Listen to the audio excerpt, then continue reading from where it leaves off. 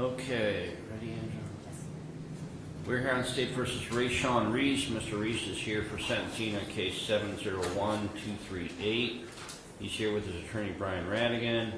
Assistant County Prosecutor Samantha Scholl is with us as well, along with Detective Schwartzoff with the Cleveland Police Department.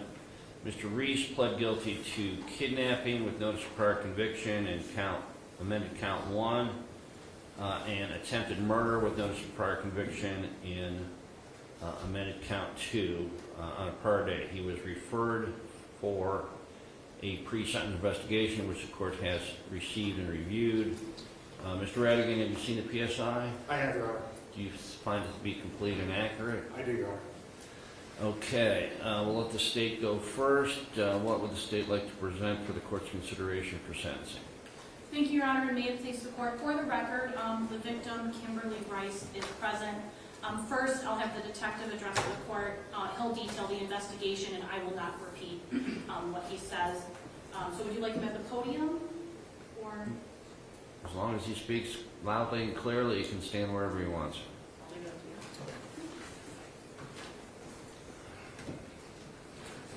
I think Dave would like you at the podium.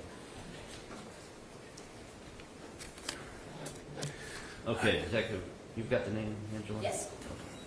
What would you like me to consider? All right, Judge. So on April 15th, 2025, Ms. Rice was at the bus stop like she is most mornings, waiting for public transportation in order for herself to get to church. Ms. Rice recently lost her husband. She suffers from glaucoma. I'm sorry, she was going to church? Yes, yes. She takes public transportation. She volunteers at her church most days of the week. So while at the bus stop, which she relies on because she has glaucoma and no other forms of transportation, she was observed by Mr. Reese, who was driving in his truck. So while she was sitting there alone, Mr. Reese parked his car strategically around the corner out of the public's view. He then walked up to Ms. Rice, made short conversation with her. He was gauging her innocence. He was gauging her susceptibility and her vulnerabilities. He did so by asking her if any buses came, does she have any children, because he wanted to appear to her as someone that was trustworthy. He was trying to build a false sense of security. Once Reese made his assessment, he got close to her. He stood over her and he placed a box cutter to her throat. He then threatened to kill her if she looked at him or anyone else.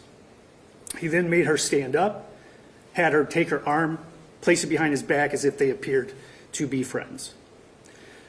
As they walked out of the bus stop, Rayshawn Reese then took the box cutter, placed it to her face about 5 times, taunting her with it, telling her how easy it would be for him to kill her. They then start walking around the corner. Miss Rice attempted to get help from passerbys. No one helped her. And then once they got one turn away from his truck, Miss Rice decided she was going to fight him. She shoved off of him, ran to the middle of the street. Mr. Rice, a convicted rapist, chased her down, slashed at her multiple times with a box cutter, cutting her face, her coat, and fracturing her nose. A vehicle started approaching on the street, at which time Mr. Reese fled in his truck, leaving Miss Rice alone in the street, bloodied. She then got to her feet, ran herself to Lutheran Hospital, where she was able to get to safety and alert us of what had occurred. Mr. Reese was arrested a few hours later at his house on Store Avenue. I had the opportunity to interview him. During the interview, Mr. Reese showed no empathy, showed no sympathy. In fact, he would at times act like he's falling over in his chair to deter from questioning and put on the facade of being a trustworthy and nonviolent individual. Rayshawn Reese was very calculated with what he did to Kimberly Rice. He knew exactly what he was doing on the morning of April 15th, 2025, when he hunted her, preyed upon her, and her innocence and her trustworthiness. Rayshawn Reese, in my opinion, is a danger to any city he steps foot in and has no remorse for what he did to Kimberly Rice. I respect whatever conclusion you come to today, Judge. I just would request that you consider the maximum time allowed as agreed upon in this plea agreement. Thank you, Detective. Thank you. And Your Honor, I do just have some of the evidence to show you what occurred that day on April 15th this year. I will be marking this entire PowerPoint exhibit just for the record as State's Exhibit 1. You'll notice this is security footage. This is just about this street here is West 25th Street. This is Detroit. So that is Miss Rice in the bus stop, and that is the defendant approaching. So that's in front of the old Massimo de Milano? I'm not sure. This is across the street from what's now a JPG Furnishings and D.O. Summers Dry Cleaners and the new apartment complex of the corner. This is him asking her those questions that the detective was speaking about. And again, what time of day was this? This is approximately 5:03 in the morning. Miss Rice is taking the bus into a church in Lakewood.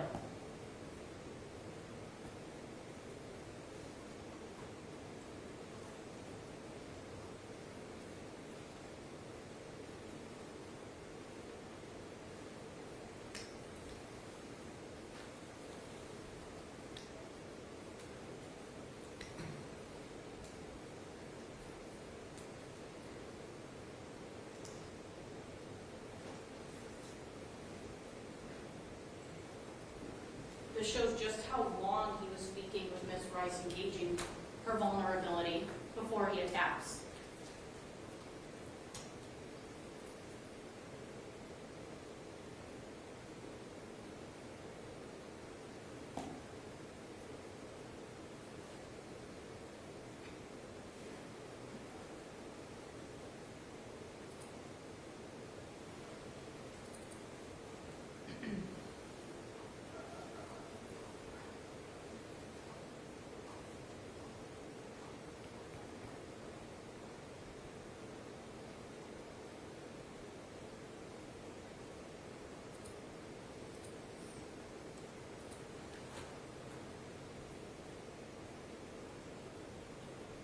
This is when he does attack her. And then this, Your Honor, is a view from behind the bus stop. So you see the attack a little bit closer up and when he starts removing her from the bus stop.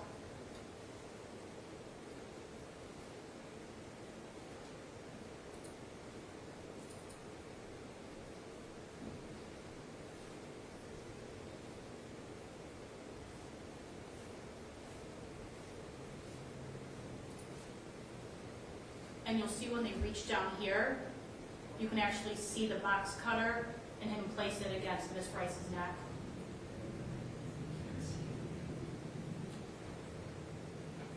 He stops right there, removes the box cutter from that hand, and holds it against her neck there. That's what he's doing when he's continuously telling her what he can do with that box cutter if she were to run away or notify anyone of what he was doing. You're fine.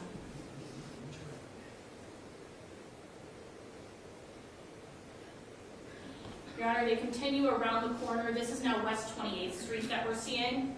It's Linda's Market is right there. The exit for Route 2 is just on the other side. So this is facing north.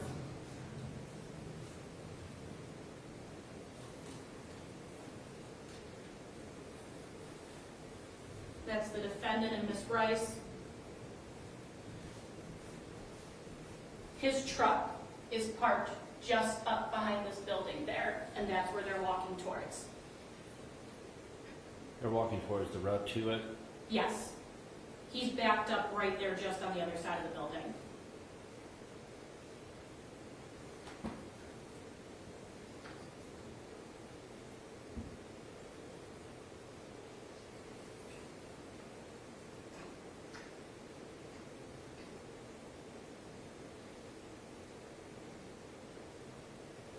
Walking off to the right where his truck would be, and you'll see Miss Rice push away and run into the middle of the street.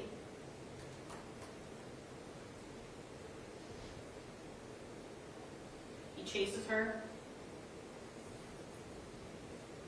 and he is slashing at her coat, her neck, her face. He ultimately does make contact and blood starts spurting. That's when he runs away. You'll see his truck flee from right there in a moment. Right up there. And that's Miss Bryce. Running. She ultimately flees all the way over to Lutheran Hospital at West 25th. This is where he flees to originally. He realizes this is a dead end.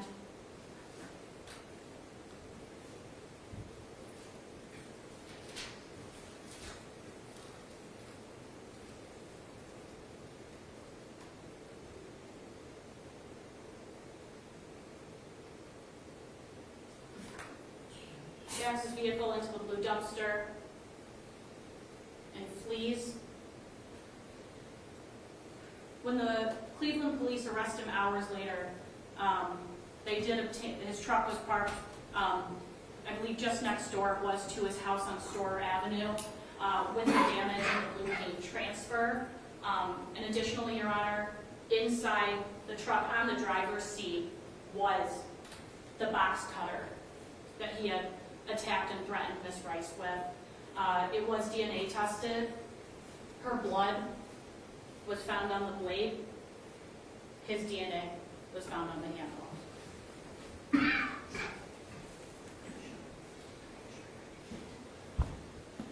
And Your Honor, just so you can see what he did to her, this is her jacket she was wearing that night. This is the blood. That's one of the slashes from when he was attacking her on the ground in the middle of the street. This is her at the hospital. There is a cut from the corner of her lip up that required stitches, and he had punched her in the face and broke her nose as well. Your Honor, I would ask at this time if Ms. Rice could address the court. Absolutely.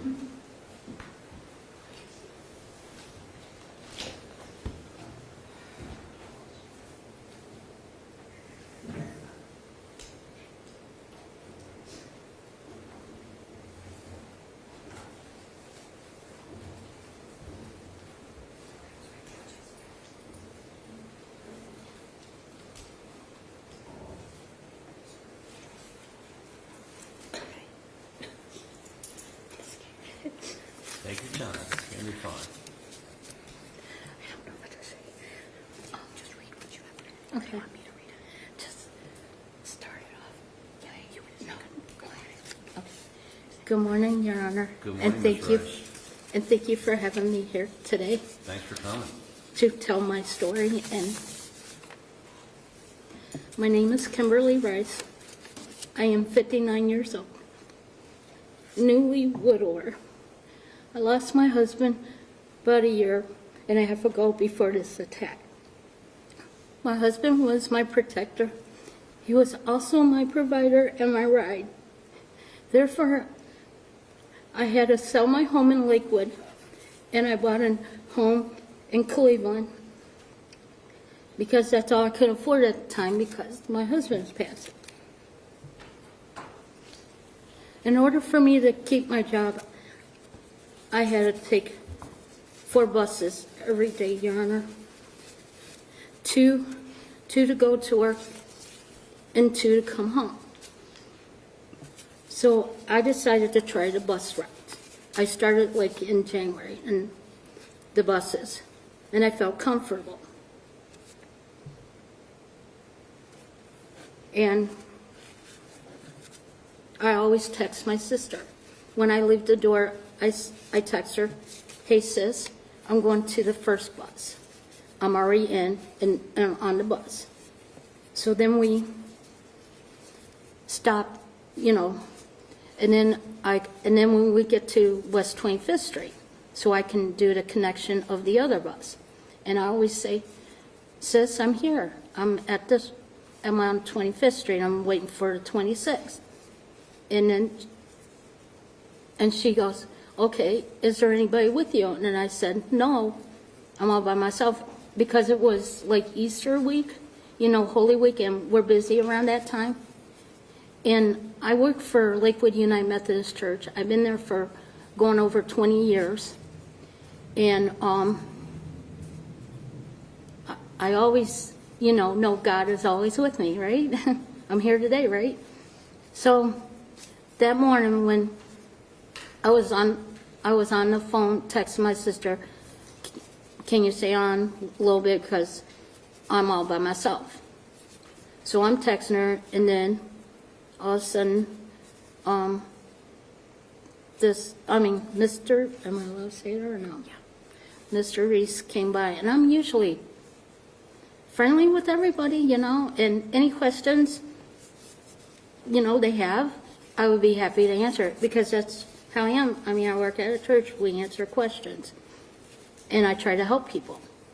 And when he asked me what time it was, I told him, and then a pause, and then I went back to my phone, texted my sister, I think I'm all right, And then all of a sudden, he just asked me if a bus came by.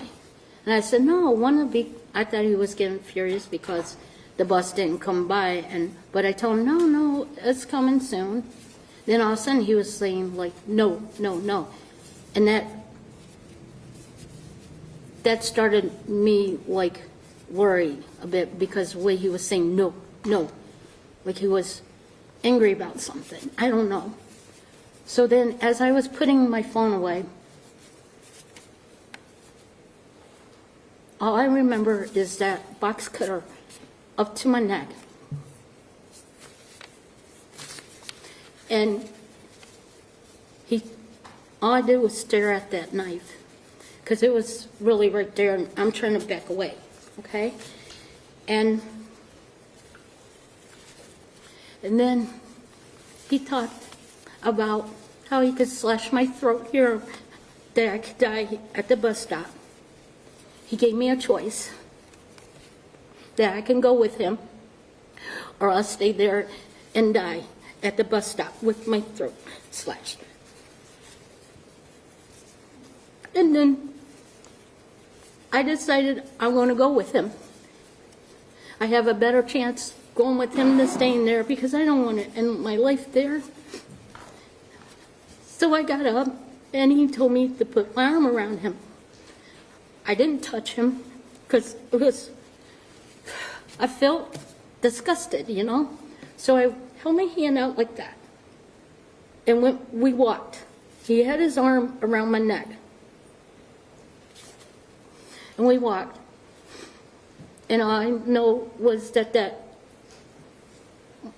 box cutter was right there. And all he talked about how today was my day to die. That I was not going to live today. And I begged him for my life. Your Honor, it was hard. I felt like I was walking to my death. It was hard. And then I told him that my sister's waiting for me at work. She will be worried if I don't show up at her house because we always go to work together. And he didn't want to listen to it. He thought it was funny. He thought it was funny. And then he asked me about my boys. And I told him that they would miss me if anything happened, but he didn't care. He laughed. He thought it was funny. All he talked about was how when I get there, he was going to slash my throat open, and I'd die. And all he said, today was your day to die, your lucky day to die, your day. So as we were walking, I thought that I didn't have no hope but to stop and pray to God to protect me and give me the strength to get away from him. And as we turned the corner, I saw the young man there. And I looked at him, and I said, please help me, please. He looked down on his phone, and he turned away. And then I was trying to hand signals, for help. That didn't help. So as we're walking, and Mr. Reese is still talking about how he's going to end my life with the box cutter. And that when we get to to the destination where we're supposed to be, that I was supposed to do whatever he says or whatever. So I thought at that second, I saw cars, and I said, if I'm going to die, it's not going to be in his hands, because I didn't want my body to be tossed in a lake or whatever, and my family couldn't find me. So I ran, and when he was about to turn, his arm was loosening up, and it was my chance to get away from him. So I ran in the middle of the street, hoping to get hit by a car or something to get someone's attention. But Mr. Reese came after me. He knocked me to the ground, Your Honor. He jumped right on top of me. He took the box cutter, started swinging it around. I'm blocking it, and I'm kicking him, trying to get him away from me, and I'm screaming and yelling for help. Nobody didn't want to help me, Your Honor. Nobody. They just sat there. They sat in their vehicle. They did nothing to help me. And I knew it was me. I had to save my own life. So I fought him. And then he got really close. And then I felt him hit my nose real hard, but I did not feel my mouth. I did not know he cut my mouth or my coat. All I knew, my face, my nose was hurting. And then I saw blood squirting out. And I thought, oh, Lord, did he hit my neck? So he ran because the blood was squirting. He probably think that I got my neck, he got my neck, but thank you, God, that he didn't. And then he jumps up and runs, and I jump up because blood is coming out of me, and I don't know where it's coming from. I thought it was my nose. So then I got up, and I ran, and I asked for help. Nobody. And then I turned the corner, and there was a lady up in apartments, and she said, you stay there, and I'll call the police. In my mind, I thought he was still after me, because I didn't know behind me what he did. I was thinking that he was still going to finish the job, you know? And all I kept saying, no, I need to get away. I need to get away. And then I remember there was a hospital around the corner. So I said, if I'm going to save my life, I'm going to run to the hospital. So I saw my bus driver, and I told him, please call the police. So I ran real quick to the hospital. And as I was doing that, my mouth was filling up with blood, and I was choking on my own blood and spitting it out because I had to breathe. So I ran fast, and I ran to the hospital, and I ran to the security guards and tell them that I'm scared. I think he's still after me. So they took me in and rushed me in and took me to the room, and then they cared for me. And I thought I couldn't get a hold of my family. I couldn't find my phone or anything. I didn't know if he took it or it was left behind from the struggle. But it was the scariest moment of my life, knowing that my family didn't know where I was. And I told them, and I asked the nurse to find my sister. Please, I gave her the number to the church where I work at, and see if they can leave a voicemail or something. And then I guess while I was doing all that, my sister was looking for me. Then she finally found me in the hospital. And then the doctor was cleaning up my face, and he goes, oh, hon, I hate to tell you, your mouth is cut. And I'm like, what?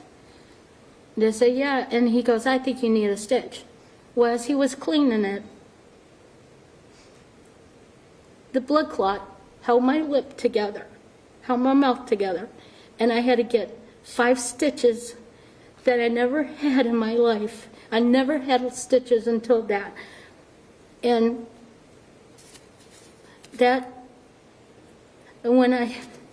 after that, my sister come, And she called my kids, and I asked the police to come and let my boys know that I'm okay, that I'm here. And then my reverend, my boss, came by to comfort me.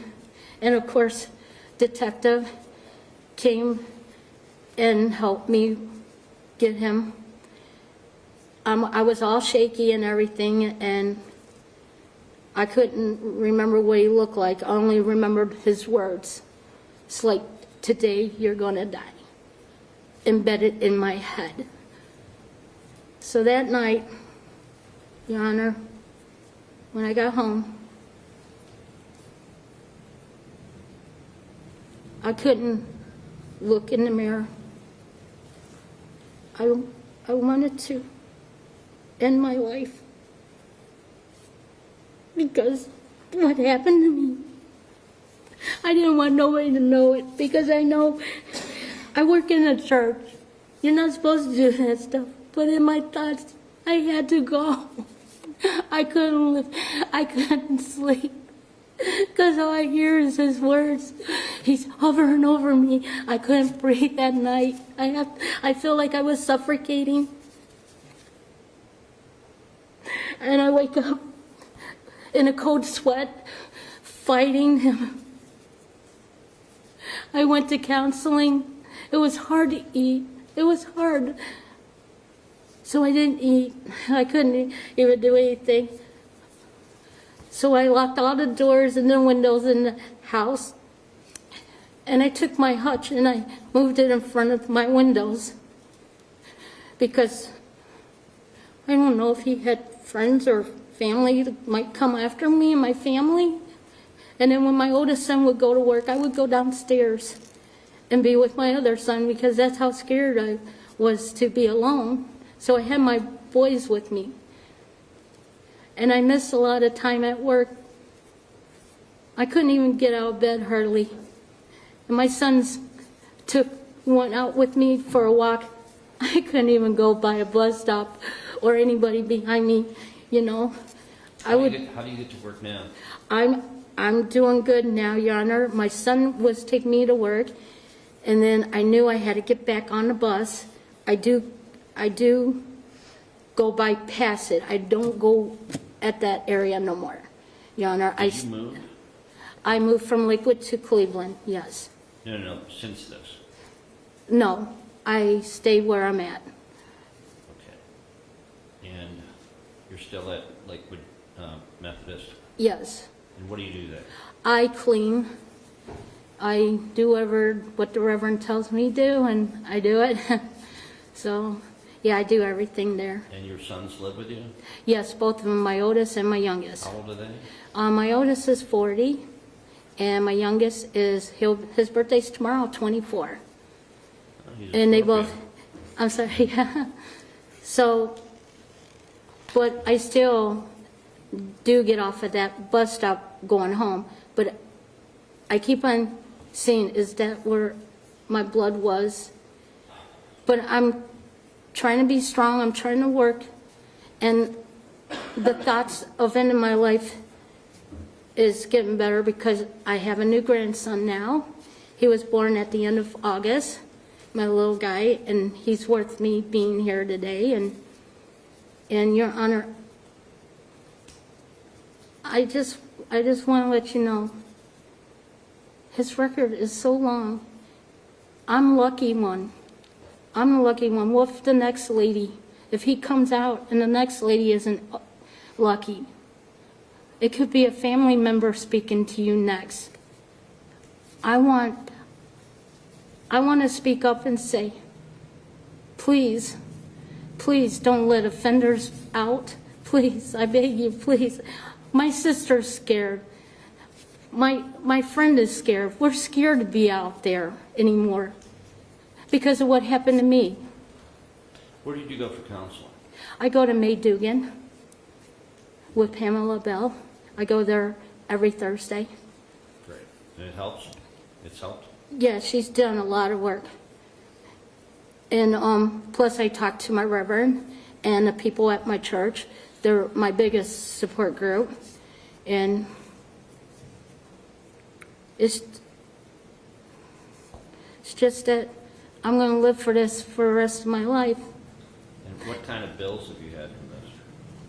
What kind of, Like bills, Medical any bills? medical bills or yeah, I got like almost $6,000 worth of bills. Has victims of crime done anything with that? We're still working on it.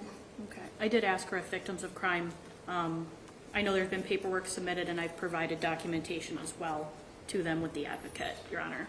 Has anybody started a GoFundMe account for Miss Price? No, Your Honor. Anybody deserves it, it's you. Anything else If you you get want? your car. Your Honor, I would like Mr. Reese know I'm not angry with him. I do forgive him. I'm a Christian. I love God, and I love everybody. I love all people, good or bad, big or small, whatever. But I believe in punishment too. And also, I would like Mr. Reese to know that while he's in there, in the prison, for him to seek out God, because without God, you have nothing. And without God, when I had God that morning, God protected me. He gave me that power to get away from him. And I'd do it again. And if I saw anybody else there, I would have helped them. I wouldn't get my phone out just to get viewers. And that's what makes me sick. Why couldn't people help? That's what makes me mad. But Your Honor, I'm living a better life now, slowly, with the help of my family and my friends from the church, and especially my sis, because now while we're on the phone, we FaceTime. She sees the view, I talk to her, and we're both jumpy together. We are. What did your husband do before he passed? He was a maintenance man. He worked at McGregor over on the east side, and he was going to be a director there, but he passed away from 2019. He was diagnosed with tongue cancer. And then in 2020, he had lung. And then 2021, it turned into his bones, and I cared for him. Me and my sons cared for my husband. And he was always my strength. And without him, I have nothing. I just have me, myself, and the boys. And Your Honor, my daughter, Justina, what a wonderful girl. She is a police officer over in Lorraine County. And she called me just to let me know that she wanted to be there and talk to you, but she was having issues when she was at war because she's sick now with chemical warfare they had over in Iraq, or it was Iran. She served her time there, and she became a police officer, and she knew the police officer that got shot down, the ambush one. She knew him. They graduated together in the academy. And I also talked to my brother. He was a police officer, and he was going to come down. If nobody would have got him, he would have came down. But I told him, it's okay. We got the best police officers in town. And we do, thanks to you. I think you're the reason he went to the police academy. Anything else you want the judge Okay, to Ms. know? Price. Okay. Anything else? But I'm still protecting myself. My brother got me like mace and everything, you know. So now I'm ready for protect myself and others. So I think that'd be all. That's it? Yes. And I do forgive you. I forgive Mr. Reese. Thank you, Your Honor. You're a very brave person, Ms. Price. Thank you.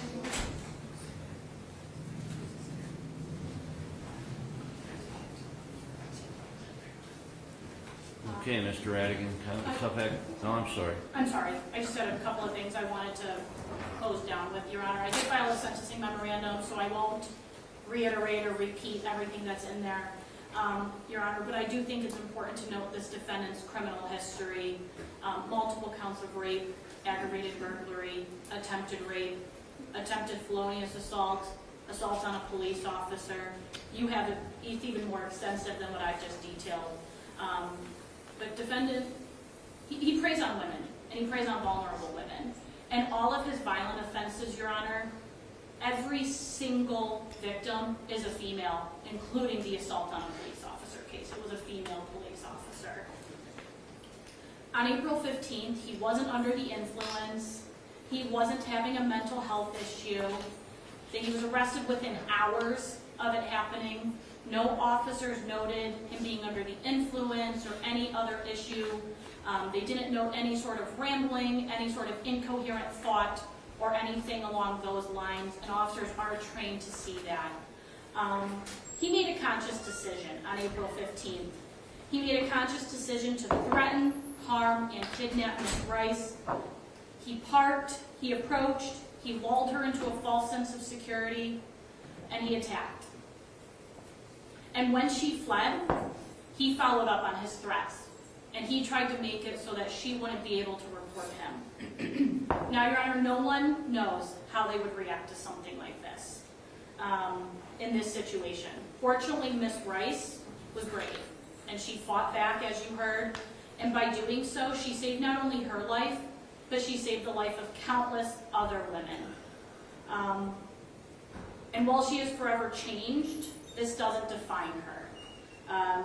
As you heard, she's strong, she's fierce, and she's brave, and she's a great example to all of us. So with that, I do ask that you impose a maximum consecutive sentence to protect the public from this monster. I ask that you impose a sentence of 22 to 27 and a half years.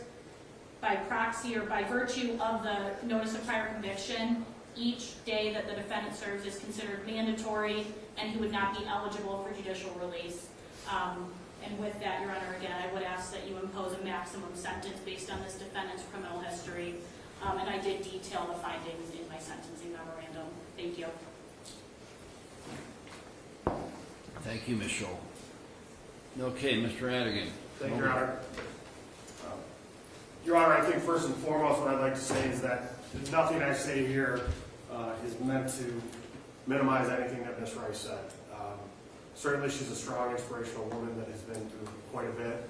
The emotional impact that this has had on her is certainly significant, and no one here wants to minimize what she's been through because it certainly has been significant. Your Honor, I will indicate that I will disagree that there was some evidence of drug abuse as well as mental health issues within the pre-sentence investigative report, some of the other reports. There is certainly notions and findings of severe alcohol disorder, PCP use, cocaine use, as well as mental health issues going back to frontline services that have went on for years and years and years. Again, not meant to minimize it, but there was some evidence within the police reports about information and things that were being said that were consistent that evening with drug use. Your Honor, what I can say is in my time with Mr. Reese, we've spent many hours looking at the evidence, looking at the things that happened. And I know, Your Honor, in my time with him, there is significant remorse. There is shame for what he did, and there is sorrow for what he did. As we sit here and we listen to the victim here, Ms. Rice, I know that those are the things that we talked about, the impact that this has had on her, and he certainly has significant remorse for that. Your Honor, in terms of the sentencing range, obviously the court has the ability to sentence in a wide range of years. What I would ask the court to consider is that whatever the sentence is going to be here, there are going to be guidelines that are going to continue the supervision of Mr. Reese, whether that sentence is 10 years or the maximum sentence as stated by the prosecutor's office. There is going to be the ability for the prison system to keep Mr. Reese longer than the intended sentence as provided by this court. In addition to that, Your Honor, there's mandatory parole that he would be under the supervision as well. Mr. Reese is 51 years old, Your Honor. One single sentence here, I believe, adequately protects the public. It sends a sign to people that are similarly situated as Mr. Reese not to do these types of crimes. And as I indicated, Your Honor, with the imposition of a ready-to sentence as well as parole, supervision for one sentence would be a significant amount of time that I do believe adequately protects the public. And we would ask you to make a sentence and provide a sentence that is concurrent with one another on the 2 counts. Your Honor, Mr. Reese has been in jail for quite some time. He is indigent, and I would also ask that the court give him credit for the time that he's been in jail. Mr. Reese himself would like to address the court as well. Okay, Mr. Reese, what would you like to say? You can remain seated. You want to see me? I don't, and there are no words really to clear up what's been done. I'm sorry from the bottom of my heart, my soul. I'm sorry. This was a break. This was a break in my mental ability. This was a break in my sobriety. This was not calculated in any way. You were not a target. This is a beautiful city. I love this city. You've been here. You know it's a beautiful city. And it's got beautiful people in it.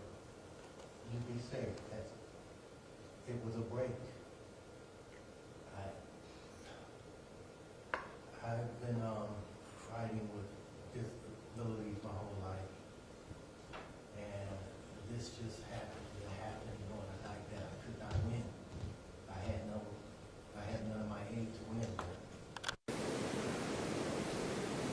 I'm sorry for having to even be this person to the courtroom.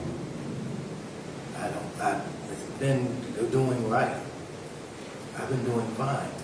That little incident when the cops, how do you get a separation on a cop?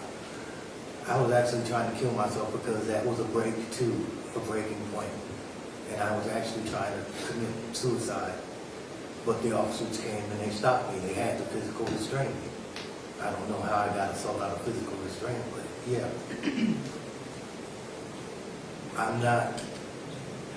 There's no way to put a Band-Aid on this scenario because I love this city and I love what I've been doing for this city.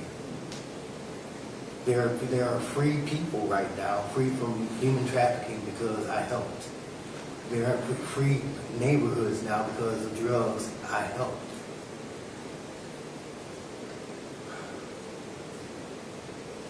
This was just a weakness that I have to these demons. They won this night.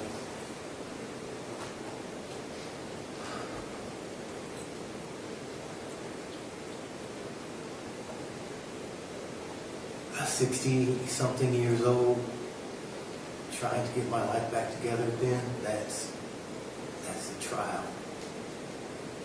I know.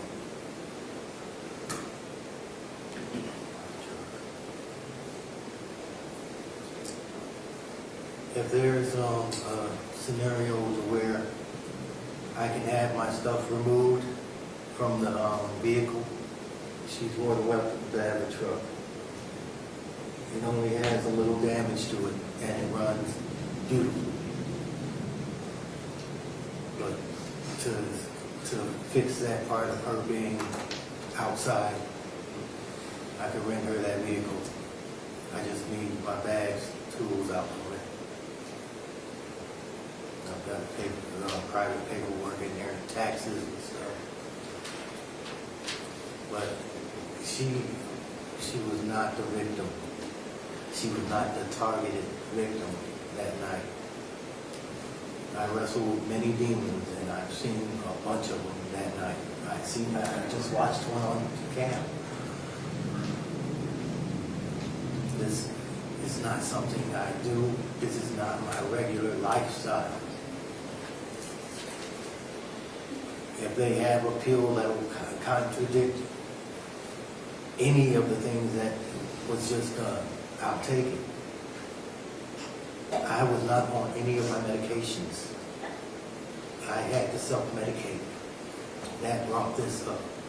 Why weren't you on any of your medications? The hospital I went to find out what was wrong with my legs, because I fell off a ladder at work. The hospital I went to gave me a counselor that noted I didn't have any health insurance, so she gave me medical insurance that the hospital doesn't take. And I'm a Cleveland Clinic person all the way, so I needed a health insurance that would come back to me on the 17th of that month. So I was without for all that time. And I was self-medicating. I used some stuff that I didn't try before, and that sent me a left field. I'm surprised I was even able to drive that long, screech around. I have medical issues that I'm now starting to address through the county, but it's even hard here.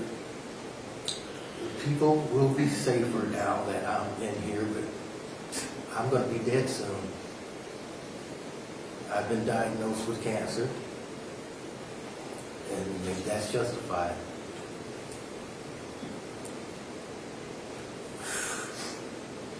I just don't want you to ever worry about another thing that concerns me or any of this. I want you to live out the rest of your life in a beautiful, serene condition.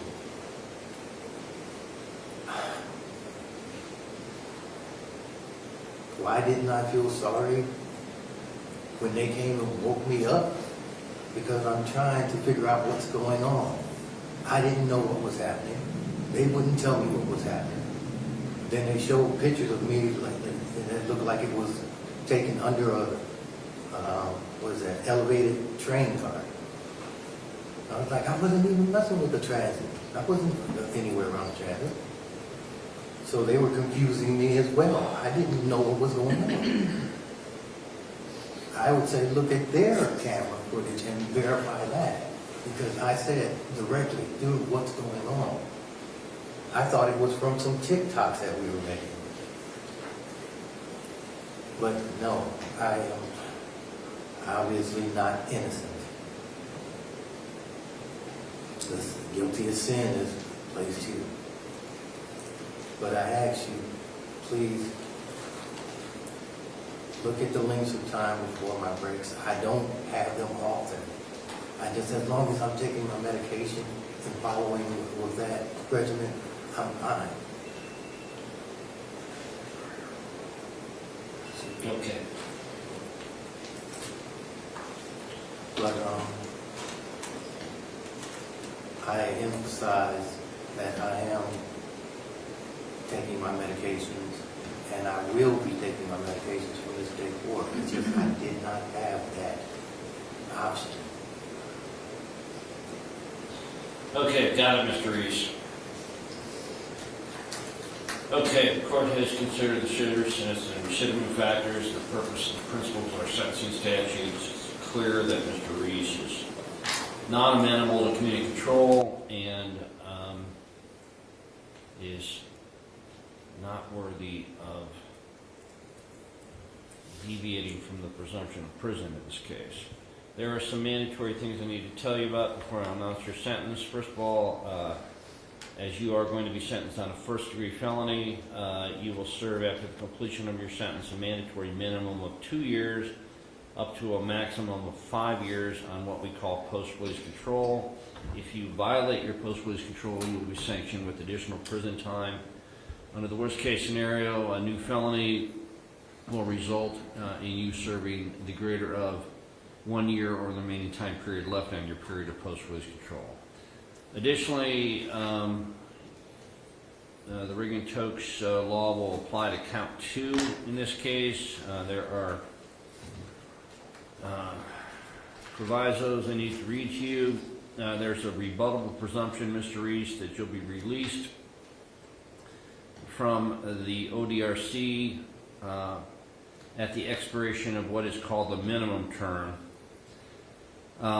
with presumptive early release date, whichever is earlier. The Department of Rehabilitation and Correction, however, may rebut that presumption if, at a hearing, they make specified determinations regarding your conduct while confined, your threat to society, and any restrictive housing that you've been confined in while in the institution, and your security classification.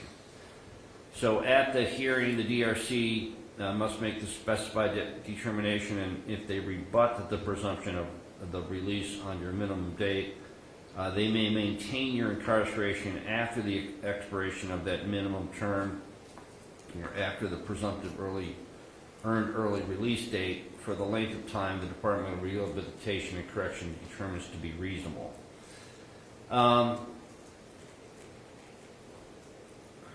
Also, you may be kept longer than the minimum term on more than one occasion.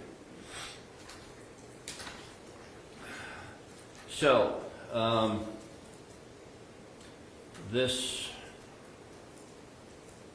case is unusual. Ms. Price, I have nothing but admiration for you as a person. No one deserves this kind of attack, but you are the least deserving person that I can think of. Living a modest life, working for a local church, taking 4 buses to work after your life partner died of cancer, in itself is a hardship that few should have to go through. And you're a brave person. You saved yourself that night by running into the street. What you said really stood with me, that you would rather be hit by a car than have died that way. Your faith and fidelity to your family is something that is very commendable. You mentioned your sister and your sons and your daughter. Clearly your family gives you strength, and you're lucky to have that. Not everybody does, and I doubt Mr. Reese does.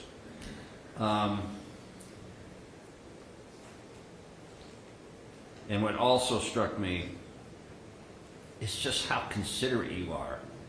You're in the hospital being treated after a horrible attack, and you ask them to call your work to let them know why you're not going to be there today. You think of people other than yourself, and not very many people do that. So I'm not sure God blessed you that day, but may God bless you going forward. Mr. Reese, the state has laid out your criminal history, which is notable. Also, you do suffer from mental illness, but you've also been diagnosed with antisocial personality disorder that unfortunately is a disorder that does not respond to treatment. And I agree with the state that given your prior criminal history, you need to be removed for the safety of society for as long a period of time as the law allows me. You have prior rape conviction in 1991. In criminal case 276303, you received a 7 to 25-year sentence on that case. Even prior to that, as a juvenile, you were charged with gross sexual imposition. So you are a registered sex offender, and were so when you committed this offense. You had a menacing case out of Shaker Heights in 2019. And you had 3 felony cases on or around 2021 in this court. In case 659238, you had a heavy weapon under disability case. In case 662000, you pled guilty to attempted felonious assault and aggravated menacing. And then lastly, in case 665095, you pled guilty to assault on a peace officer. And then brings this case. I want to commend the state of Ohio and Detective Schwartzoff for their just extraordinary work on this matter. I've never seen demonstrative film evidence put together in such a powerful fashion as Ms. Scholl did in this case. And as I said earlier, victims are, like Ms. Price, are, I'm sure, the reason that Mr. Schwartzoff, or Detective Schwartzoff, entered the police academy not just a few years ago. Now, Mr. Reese, I'm going to sentence you on count 1 to a term of 11 years at Lorraine Correctional Institute, to run consecutively to a minimum term of 11 years on count 2, and the maximum term of 16 and a half years under Rigg and Tokes. I'm imposing consecutive prison terms, finding that consecutive terms are necessary to protect the public from future crime and to punish the offense here.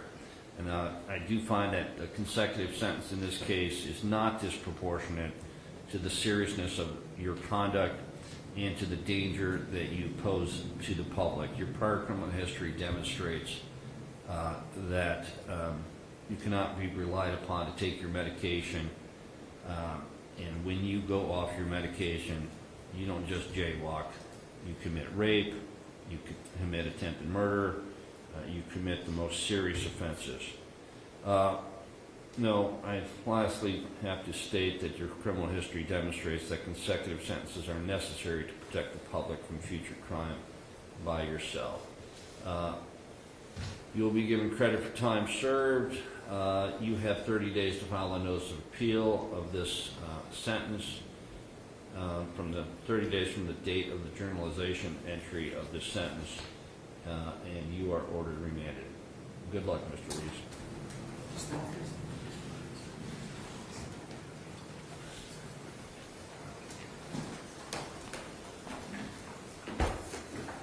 Thanks, Brian. Thank you, Judge. Thank you, Your Honor. Yeah, I can waive costs. Thank you, Judge. You have a victim witness person here? No? No, How come? No?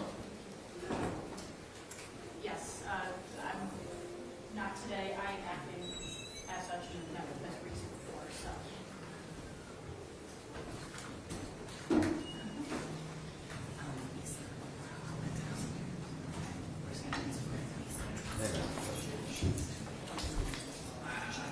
Your Honor, Yes, Kimberly. can I come up and give you all a hug? Yes, I would love that. I would love that. I'm going to steal some of your mojo. You did great. Thank you. You did great.